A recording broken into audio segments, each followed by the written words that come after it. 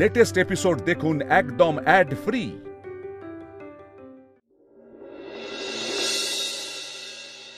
দাদা ভাই, ও মা, এ আমি কাকে দেখছি?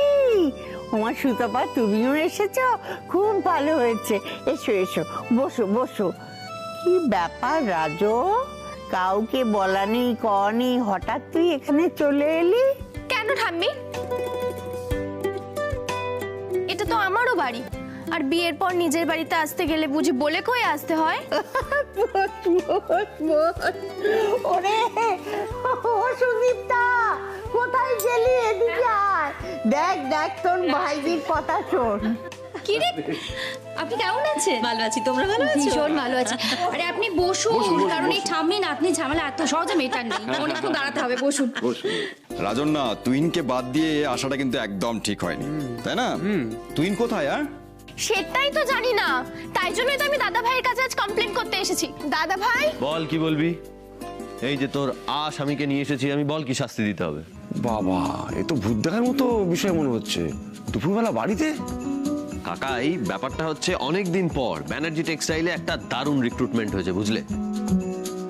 All credit goes to Tuhin. Tuhin? Tuhin আবার কি করলো? আরে তুহিন কি করেনি সেটা বলুন। আপনাদের ওই পাড়ার ছেলে তিমির বরণ তলাপাত্র, ওকে আজকে আমার অফিসে নিয়ে গেছিল, তো আমি ওর ইন্টারভিউ নিলাম। দেখলাম ছেলেটি ভীষণ ব্রাইট, আমার তো দারুণ লাগলো, ওকে আজকে অফিসে রিক্রুট করে নিলাম। এই রে, সেরেছে, একেবারে হাত নাতে ক্যাচ আউট হয়ে গেলাম তো। তিমির তলা পাত্র? মা, আমাদের পাশের বাড়ির তিমির। মায়ের না বয়স হচ্ছে তো, সব কথা ভুলে যায়। না না, আমি কেন ভুলে যাব? কোন পাশের বাড়ি? মা, লক্ষ্মী মা, তুমি তো কি সব ভুলে যাচ্ছ? যেমন বলছো চুপচাপ হাতে হ্যাঁ মিলিয়ে যাওয়ার কোনো কথা বলো না। ওই তিমির? হ্যাঁ, ওই তিমির, ওই পাশের বাড়ি। আজকে আসলে আমরা মানে বেশ কয়েকদিন ধরে এই ব্রাইডাল সিজনের জন্য একটা নতুন ডিজাইন আমার টিম অনেকদিন থেকেই ব্রেনস্টর্মিং করছিল, তো কিছুতেই কিছু হচ্ছিল না। তো আজকে যে নতুন ছেলেটি এলো, হঠাৎ করে একটা ডিজাইন এমন মাথা থেকে বের করলো, আমি তো নিশ্চিন্ত হয়ে গেলাম। তাই আজ এই প্রথম দুপুরবেলা বাড়িতে চলে এলাম। আমি এই জন্য বলি যে ছেলেরা সব সময় এগিয়ে থাকে। বটেই তো, কতখানি ঝোল ছেলে বুঝতে পারবে সন্ধ্যা। আচ্ছা তুহিন, আমি তো ঘুমোচ্ছিলাম, তা বলে কি আমায় ডাকা যেত না? আমি কি উঠতাম না তুমি ডাকলে? আর তোমার ফোনটা কোথায়? আমি কতবার ফোন করেছি, তুমি একবারও ফোনটা ধরোনি। আচ্ছা আচ্ছা, শোন না রাজ্য শোন, ছেড়ে দে, আজকে ছেড়ে দে। তুহিনকে সমাজ সেবা করতে গেছিল, ছেড়ে দে। দেখেছো তো ঠাম্মি, দাদা ভাই আজ তুমি বলছো বলে আমি ওকে ছেড়ে দিলাম। হ্যাঁ, আজকে আমি কোনো রকমের মনোমালিন্য চাই না বাড়িতে। আজকে কতদিন পর আমার রাজের মুড ভালো আছে, মন মেজাজ ভালো আছে। আর বিয়ের পর আমার বেয়ান জামাই সবাই বাড়িতে এসেছে, আজকে তো জমিয়ে লাঞ্চ পার্টি হবে, তাই না? রাজ্য এদিকে আয়, তো শ্বশুরবাড়ির লোকেরা কি কি খেতে ভালোবাসে আমাকে বল, সেগুলো অর্ডার করবো। দাদা ভাই বললো বলে ছেড়ে দিলাম তোমায়। বলছি মা, অর্ডার না করে ওকে দিয়ে রান্নাটা করালেই তো হয়। দাদা ভাই আচ্ছা মা শোনো, আমার মামুনি ভালোবাসে হলো। তুই আয় আয়, এদিকে আয়, এদিকে আয়। বল। সেসব পরে হবে, আগে আমার একটা কথার উত্তর দে তো। তোকে একটা কাজের দায়িত্ব দিয়েছিলাম, তোর মনে আছে? তোকে জয়কে জিজ্ঞেস করতে বলেছিলাম ওর মাথায় কি করে চোট লেগেছে, জিজ্ঞেস করেছিস? আচ্ছা ছোটদা ভাই, তুই কি আমাকেও বলবি না কি করে মাথাটা ফাটালি? দেখ, আগে তুই ওই বাইকে রেস করতে ওই বন্ধুদের সাথে অ্যাক্সিডেন্ট করতিস, সেটা আলাদা ব্যাপার, তখন আমি মা দাদা ভাইকে বলতাম না, কিন্তু মাথাটা কি করে ফাটালি তুই? প্লিজ। এই ছোটদা ভাই, তুই কারোর সাথে মারপিট করিস তো? কি হচ্ছে এটা?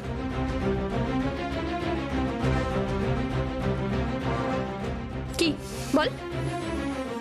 আচ্ছা শোন, আমি তোকে একটা কথা বলতে পারি, কিন্তু তুই কাউকে কিছু বলতে পারবি না। বল। রাজ্য,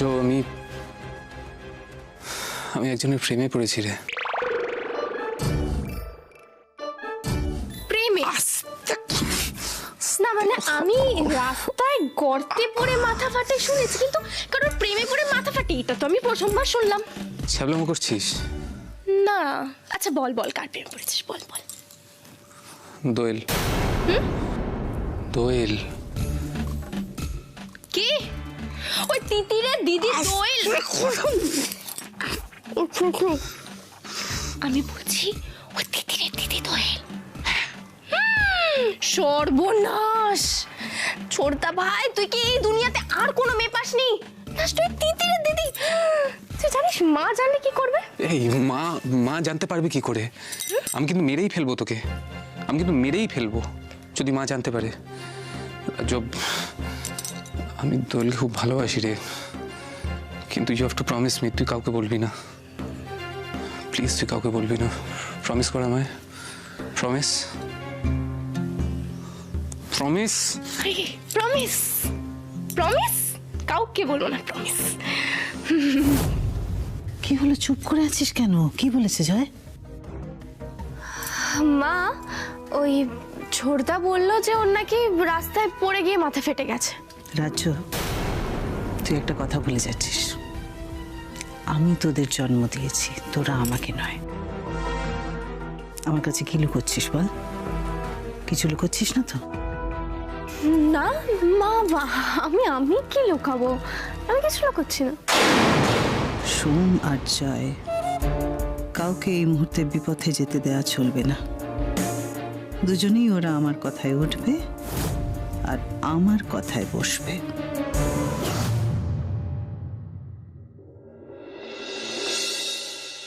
10টা বেজে গেছে।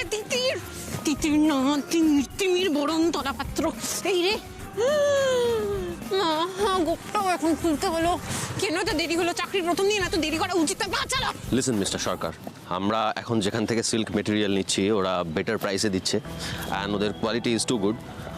নো ইউনো, আমাদের মুভ করার কারণটা আমরা কোয়ান্টিটি চাই। Yes with a good quality, right? Absolutely. আরে ওয়েট, আমি গাড়ি নিয়ে ঢুকতে পারিনি এখানে, রাস্তা খোঁড়াখুড়ির কাজ হচ্ছে, সো আমি তাড়াতাড়ি আসছি, আমি হেঁটেই আসছি, আমি যতটা সম্ভব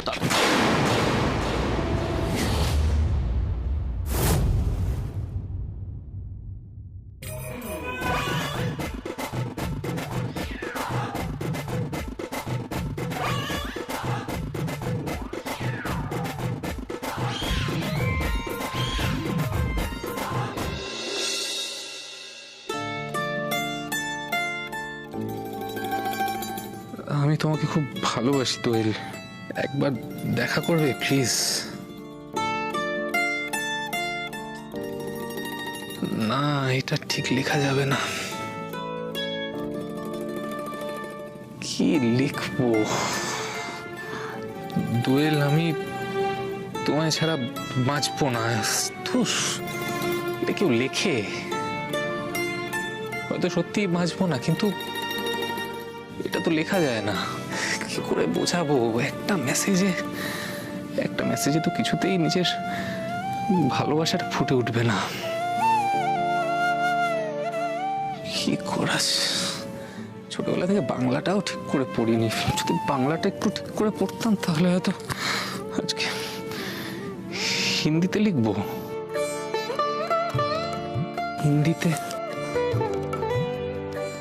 হিন্দিতে কি লিখবো? দিল তো পাগল যাচ্ছে তাই, কোনো অরিজিনালিটি নেই, কিচ্ছু নেই।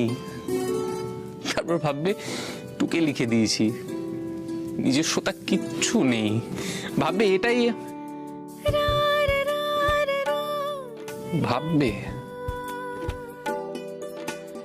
আদৌ ভাবে আমি যে দোয়েলের কথা এত ভাবি, ও ভাবে আমার কথা?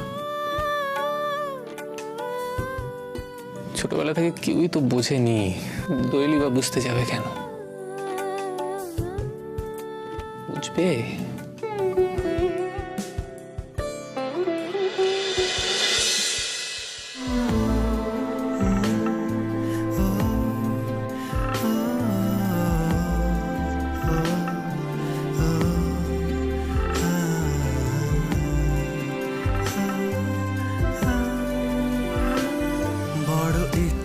করছে ডাকতে, তার গন্ধে মেখে থাকতে, কেন সন্ধে সন্ধে নামলে সে পালায়।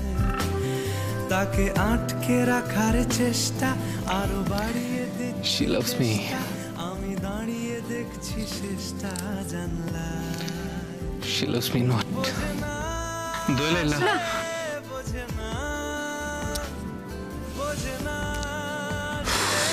She loves me. আপনি এখান থেকে চলে যান, চলে যান এখান থেকে। She loves me not.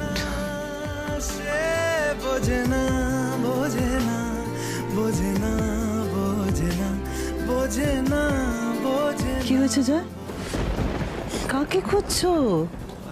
কার জন্য এত কষ্ট পাচ্ছ বেটা? কে তোমাকে বুঝতে পারছে না? কি আবার আমাকে বুঝতে পারবে না? কি যে বলো না, কোথায় গেল? আমি ঠিকই বলেছি। দুম করে গান বন্ধ করে তুমি প্রমাণ করে দিলে যে আমি ঠিক, আর এটা নিখাত প্রেম ঘটিত। কিন্তু মালিনী ব্যানার্জি তো ছেলেকে আঁচল ছাড়া করবে না। আরে আপনি আপনি তো দেখছি কাঁচের থেকেও ঠুনকো, একটু ধাক্কা লাগলো আর পড়ে গেলেন উল্টে। অবশ্য আমি ছবি আঁকার সময় দেখলাম আপনার আঙুলগুলো অনেকটা মেয়েদের মতো।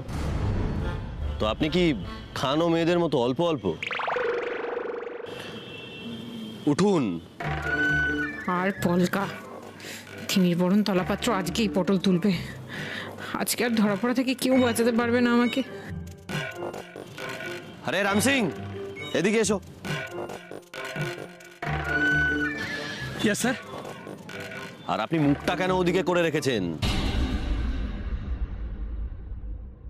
আসলে আমার কুষ্টিতে লেখা আছে আমি বারবার শুকনো মাটিতে আছাড় খাবো, আর পড়ে গেলে যদি আমি পশ্চিম দিকে মুখ করে থাকি তাহলে আমার জন্য শুভ।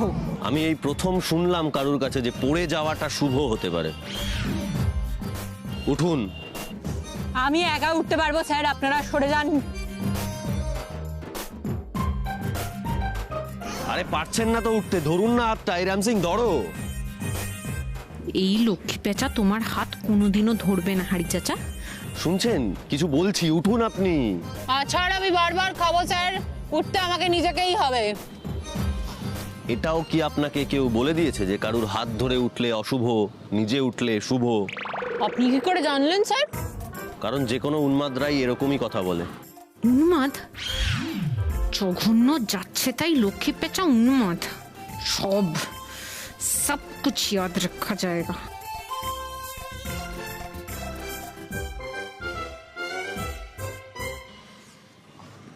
এই তো আমি দাঁড়িয়ে পড়েছি একদম চাঙ্গা। একটু পরে অফিসে ক্লায়েন্টরা আসবে, বিছানায় শুয়ে পড়লে হবে না, সাবধানে চলুন। আর চাঙ্গাগিরিটা পরে দেখাবেন। দেখছো কি? ধরো। না লাগবে না, লাগবে না। আমার মুখের ওপর কেউ কথা বলে না। ধরো।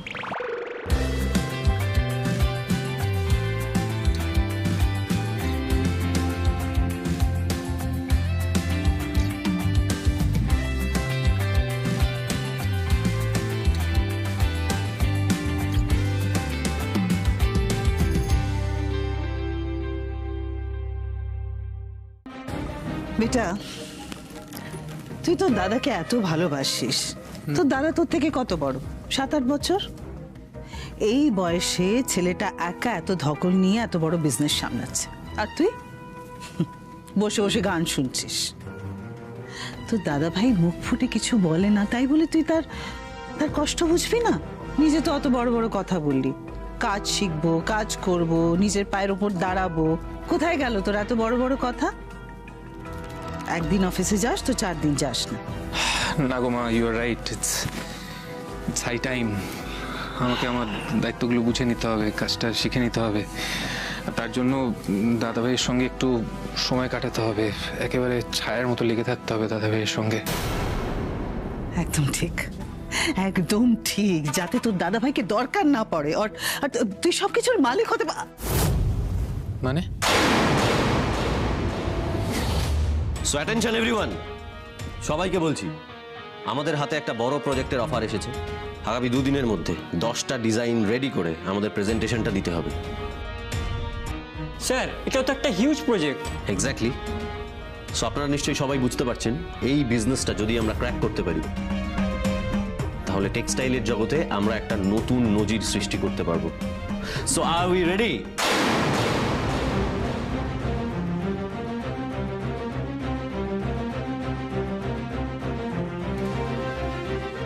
সুমন, রাহুল, আরে কিছু বলুন আপনারা। স্যার আমি একটা কথা বলবো। আমরা সিনিয়ররা কথা বলছি, তার মাঝখানে আপনি কেন কথা বলছেন? তিমির বাবু, আপনি প্লিজ বসুন।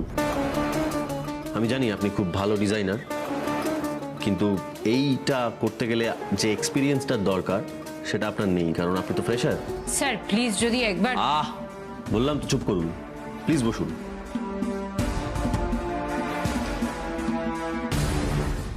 তো প্লিজ বাকিরা কিছু বলুন। আমরা কি পারবো না এই 10টা ডিজাইন রেডি করতে? পারবো না আমরা এই প্রেজেন্টেশনটা দিতে? আমাদের হাতে এত এফিশিয়েন্ট এমপ্লয়িরা থাকতে এই বিজনেসটা অন্য কোম্পানি নিয়ে চলে যাবে। এতে ব্যানার্জি টেক্সটাইলের মান থাকবে তো? হ্যাঁ, আপনাদের সবার মান থাকবে তো? সেই জন্যই তো আমি বলতে চাইছিলাম, কিন্তু আমায় বলা হলো চুপ, একদম চুপ। আমি ভালো বুদ্ধি দিতাম। কি বলছোটা কি আমি ঠিক বুঝতে পারছি না। মানে দেখ, তোর দাদা ভাই যদি ছুটি টুটি নেয় তাহলে তুই যেন সবকিছু একা সামলে নিতে পারিস, যাতে তোর দাদা ভাইকে ডিস্টার্ব না করতে হয়। হ্যাঁ, আমিও সেটাই বলছিলাম আর কি, but it take some time. শিখে যাব। আচ্ছা শোন, তোদের অফিসে একটা নতুন ছেলে জয়েন করেছে, তিমির বরণ তলাপাত্র। ছেলেটাকে আমার খুব একটা সুবিধের মনে হয় না, তুই ওকে একটু চোখে চোখে রাখিস, কেমন? তো দাদাভাই তো খুব আত্মভোলা ছেলে, তাই না? আমি চাই ওকে যেন কেউ চিট না করে। তুই আমার মা, তোমার ছোট ছেলে থাকতে তোমার বড় ছেলের কেউ ক্ষতি করবে না, আমি তো বলছি। আমি যাবো, অফিস যাব, আমি আজ থেকেই যাই, বেরিয়ে পড়ি। God bless. যাই, অফিসে যাই। প্রেমটা আর হলো না, কর্মই জীবন করে ফেলি। Jayananda, the motivational speaker. Sir বলছিলাম যে 10টা ডিজাইন প্রেজেন্ট করার জন্য 2 দিন সত্যিই খুব কম সময়। ডিজাইন তৈরি করা, ম্যাটেরিয়াল কেনা, দর্জিকে দিয়ে সেটা বানানো, ফিনিশ করা সত্যিই অসম্ভব। অসম্ভব বলে দিলেই হলো। আরে ভেবে বল, যেমন মালিক তেমন তার সব কর্মচারী।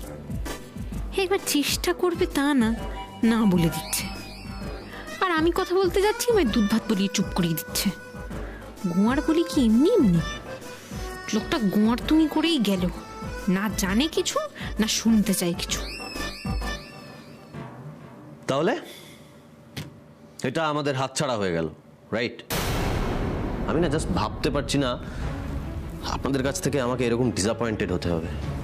হতে হবে না স্যার, আপনাকে ডিসঅ্যাপয়েন্ট করবো না। আমাকে একটিবার শুধু বলতে দিন, একটিবার।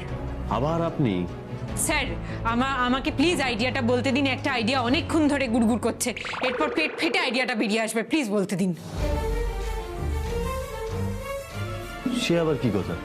স্যার আইডিয়াটা একবার বলি, আপনার যদি পছন্দ না হয় তাহলে আপনি ফেলে দেবেন, কিন্তু শুনতে আপনাকে হবে একটিবার। বেশ, ঠিক আছে। কেউ যখন কিছু বলতেই পারছে না তখন আপনিই বলুন, আপনার আইডিয়াটাই শুনি।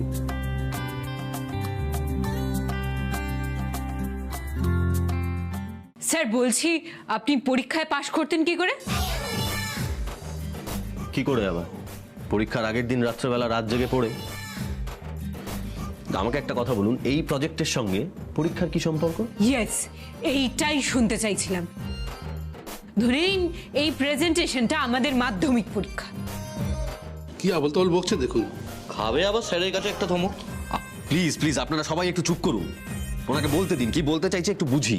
আমি বলছিলাম যে আমাদেরকে পরীক্ষার আগের দিন আদা জল খেয়ে লেগে পড়ে পাশ করতেই হবে। পরীক্ষার আগের দিন চাপ পড়ে বাপ বলে যে সলিড পড়াশোনাটা হয় সেটা কিন্তু সারা বছর হয় না, আর সেই পড়াশোনাটাতেই লোকজন পাশ করে। প্লিজ আপনি এবার মানে এই পরীক্ষার ব্যাপারটা থেকে একটু বেরোবেন। হ্যাঁ, আমি বলছিলাম আমাদের এই প্রজেক্টটার জন্য যতজন অ্যাসাইনড এমপ্লয়ি রয়েছে তাদেরকে 3টে ভাগে বিভক্ত করে দিতে হবে। একটা টিম ডিজাইন অ্যাপ্রুভ করবে, আরেকটা টিম মেটেরিয়াল নিয়ে আসবে, আরেকটা টিম প্রোডাকশনে কাজ করবে, আর ক্যাপ্টেন অফ দ্য শিপ হবেন স্যার। ক্লিয়ার? আমাদের এই ব্যানার্জি টেক্সটাইলে যে ডিজাইনাররা আছে সবাই খুব নামকরা এবং ভালো ডিজাইনার। তাদের নিজস্ব নিশ্চয়ই কিছু ড্রিম ডিজাইনস রয়েছে। সেই ড্রিম ডিজাইনস থেকে 2টো করে ডিজাইন আমরা যদি এই প্রজেক্টের জন্য দিতে পারি এবং সবাই মিলে সিলেক্ট করব কিছু ডিজাইন। যখন ডিজাইন সিলেক্ট করা হয়ে যাবে, যেই টিম ম্যাটেরিয়াল নিতে যাবে তারা যদি দক্ষিণাপন, খিদিরপুর এবং নিউ মার্কেটে মেটেরিয়াল আনতে, এবং এই জায়গায় মেটেরিয়াল ছাড়াও এমন কিছু কিছু ট্যালেন্টেড দর্জি আছে যারা সেখানে বসেই ফল, পিকো এই সব করে, ব্লাউজ বানায়, চুড়িদার বানায়। তাছাড়াও তাদেরকে আমরা যদি কোনো বলিউড ড্রেসের ডিজাইনও দিই না, তারা সেই ডিজাইন চোখ বন্ধ করে বানিয়ে দিতে পারে। সেই সব দর্জিদের আমাদেরকে খুঁজে আনতে হবে এই 2 দিন আমাদের দর্জিদের সাথে কাজ করার জন্য। আমরা দিন রাত খেটে খুঁটে এই কাজটা করব। একটা জিনিস হবে, ওয়ার্কিং আওয়ারটা 10টা থেকে 5টার জায়গায় সারাটা দিন হবে। মানে এই 2টো দিন আমাদের টানা 48 ঘন্টা কাজ করতে হবে। তবেই স্যারের ড্রিম প্রজেক্ট সম্ভব হবে। সবাই রাজি?